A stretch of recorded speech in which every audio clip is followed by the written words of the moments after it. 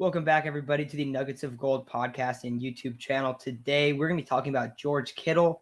Now, if you just look at George Kittle and you look at his receiving numbers, you might think he's struggled lately.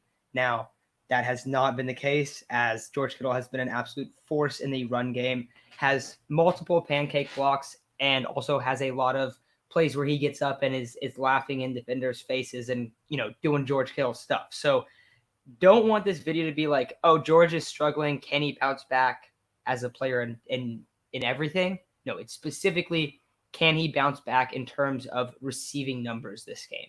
And the 49ers are going to be playing the Packers this weekend, Sunday Night Football, prime time. What we've seen from George, we've seen him really, really excel in two spots for this situation. One, primetime games. George Kittle is an absolute animal in primetime games. So many Sunday Night Football games. There's the Thursday Night Football game against the Raiders. There's been, a lot of whenever they're in those like slots, it always seems like he has a huge performance. The Eagles last year was a great example of that, where he just went insane. And that's also like early year, doesn't put up crazy numbers and then has that breakout game. So I think this is going to be George Kittle's breakout game in terms of receiving production. And the other reason why I think it's going to be that way is because the Niners are playing the Packers. And throughout George Kittle's career, he has been great against the Packers. Now, the Packers have a little bit better safeties, I think, than what they've thrown out there in the past few seasons. Amos, Savage, I think it's a better group. We saw when they had HaHa Clinton-Dix. Now, HaHa Clinton-Dix early on in his career did really well, but then it seemed like people kind of figured him out, and he didn't really adapt super well in the Packers scheme. But I love the matchup against the safeties. They don't have any linebackers that are going to be able to match up against him. But Aiden, do you think this is that breakout game that I'm talking about here? I'd love to see it. I think Kittle is being portrayed a little bit more negatively than he should be. Through 2 games, he's got 8 catches and 95 yards. But during that Eagles game, it was a slugfest. The Niners wanted to run the ball. And in that first game against the Lions, he had 4 for 78. That's not like horrible numbers or anything like that. And against the Eagles, he had 4 for 17 on just screen stuff. So I think people are more freaking out because he doesn't have the 15 target game that he had against the Eagles last year. The Eagles defense is definitely not bad. And we were at that game on Sunday. Dude, Kittle had, I'm not joking, like 6 pancake blocks and was having the most fun of anybody on the field. So I don't think this man cares about how many catches he makes. I don't think Kyle Shanahan cares. The only people that care are Kittle fantasy owners, and I am one of them, but I would much rather see the 49ers win. And if that's by Kittle being some sort of decoy or doing some screen stuff and just pancaking people, I'm fine seeing that. But I do think that he's going to have a better week this week. The Packers, I think we're going to need to score to beat the Packers. I think that it's going to be a first team to 25 or 30 points wins. We're going to need to run the ball to make that happen. But with the question marks in the running back room, which we're going to talk about tomorrow, the Niners are going to need to throw to win this game. And who is Garoppolo's favorite target? It's not Debo, even though he leads the league in receiving. It is his best friend, George Kittle. So I think you hit it right on the head, Matt. Always shows out during prime time. It's a Packers game. He's playing against Robert Tonyan, one of his best friends. You know he's going to show out. I think Kittle is a good bet to go 6 catches for 100 yards and maybe a touchdown, maybe his first touchdown of the year. So I think that those are all really good points. But I think people need to cool the brakes a little bit on how bad he's been playing, because he's absolutely balling. That's always the funny part when people talk about Kittle, because it usually comes from like a fantasy perspective, and it's like, oh, like he's not as good as Waller and Kelsey. It's like, yes, but for the 49ers scheme and for what they're trying to do, he's doing amazing. He is playing, at a very, very high level. You've seen on many, many outside zones, a lot of these pitches to the running backs, even a lot of gadget plays to Debo or whoever it is running around behind the line of scrimmage. Kittle's the guy that's paving the way often. And it's usually Kittle and McGlinchey or sometimes you'll see Juszczyk in there, but most of the time it is Kittle and McGlinchey, and then Kittle and Trent Williams, and those two guys are just opening these absurd holes. We've talked about it over the last couple of weeks as well, but like you said, like it times to cool the brakes a little bit. I've seen that like a lot of people feel like in this tight end, like, oh, who's the best tight end in the league, that it's between Kelsey and Waller now, and not Kittle. I love Kelsey and Waller. I think they are phenomenal players. I'm not trying to knock them, but George Kittle is bringing a complete. He's he's a completely different beast in the run game. Waller's basically a receiver. Like he's not out there like going like George Kittle is playing on the edge of the line and chipping guys and going upfield and blocking guys downfield. And like you said, Aiden, he had like it did feel like he had like 6 pancake blocks on Sunday.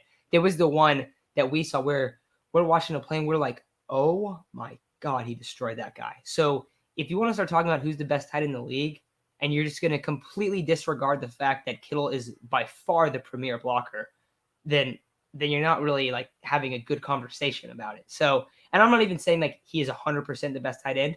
It really depends on your scheme. But for what the Niners are running, they're taking George Kittle over Travis Kelsey, over Darren Waller 10 out of 10 times, because neither of those guys are going to be able to do what George does in the run game. So maybe you don't always see it on the stat sheet. That's the best part though, is like, oh, like he does all this in the run game. It's like, okay, well, what about receiving? Oh, let's see. Last year he was banged up. The 2 years before that, he had 5 touchdowns in each year and over 1,000 receiving yards. Last year he was banged up like almost the whole year, and he still had 630 yards and a couple touchdowns as well. So maybe it's the recency bias of he wasn't over the whole season last year. He didn't put up like monster numbers, and then early on he hasn't this year. But I wouldn't be concerned in the slightest. Like we've seen who George Kittle is. We've seen what an animal he is in the run game. So I think you're right, though. I don't think Kyle Shanahan cares. I'm pretty sure Kittle said like he would rather go out there and lead block than he would catch passes. I'm pretty sure he said that before. So I've been super impressed with him, but I do think that this is the week where we see him possibly take over. Kind of looking back to that 2019 Packers game, the first time in the regular season, he had that monster play where he went for like, I want to say it was like a 60 or 70-yard touchdown right after halftime. Maybe it was right before halftime. And that kind of ended the game. Hopefully we see an exclamation point from the 49ers and from George Kittle this week. But anything else you want to add on George Kittle? I feel like we haven't talked about him like at all lately. No, I think that's a testament to how good he is. We've been talking about question marks surrounding the 49ers and who is surprising and who is not surprising. Kittle is the best at his position in the entire league. I think you could give it to Kelsey. He's an awesome receiving threat. But I think Kittle does so much for this Niners offense on and off the field. He's, I think, the heart and soul of the offense, the same way Fred is the heart and soul of the defense. And I think it's a testament to how good he is that we haven't even brought him up. It's just a given how good he's going to be week in, week out. And I'm excited for him to go out to Green Bay, home opener, and see what he can do right there in front of the faithful. I hope that the first play is designed right for him to get a huge gain. I feel like that just wakes everyone up. Because like you said, he is the heart and soul. Question for you. Do you think if there's a face of the 49ers, do you think it's George Kittle?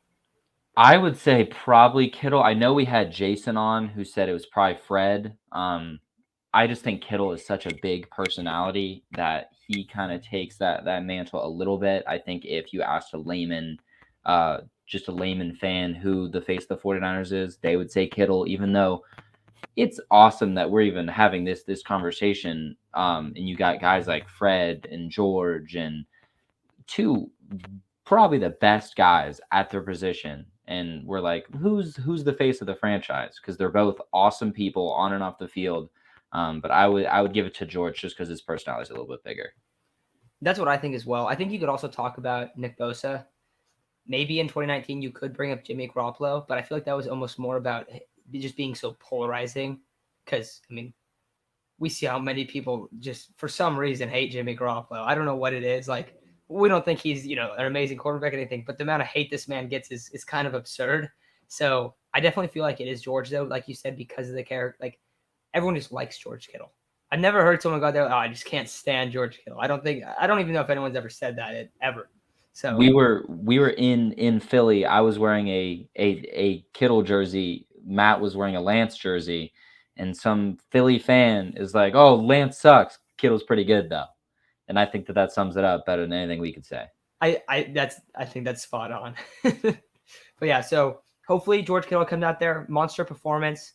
Aiden, what's your stat line projection? I'll go first. I think 7 catches, 120 yards and a touchdown. I really think it's going to be a monster game from him. That's mine.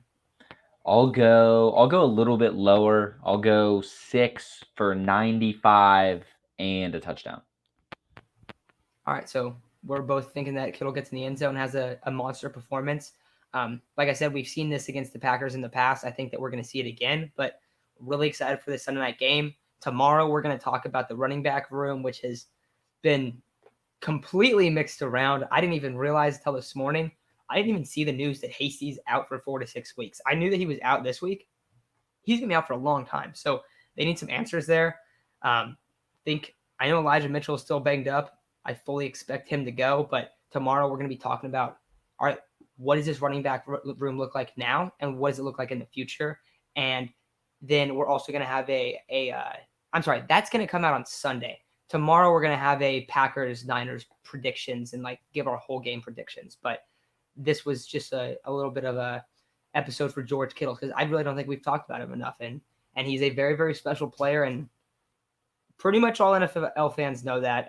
Some people have been a little frustrated with his fantasy production, but it is what it is. But big game, expecting that from Kittle this weekend, and we will talk to you tomorrow about the predictions and then Sunday about the running back room.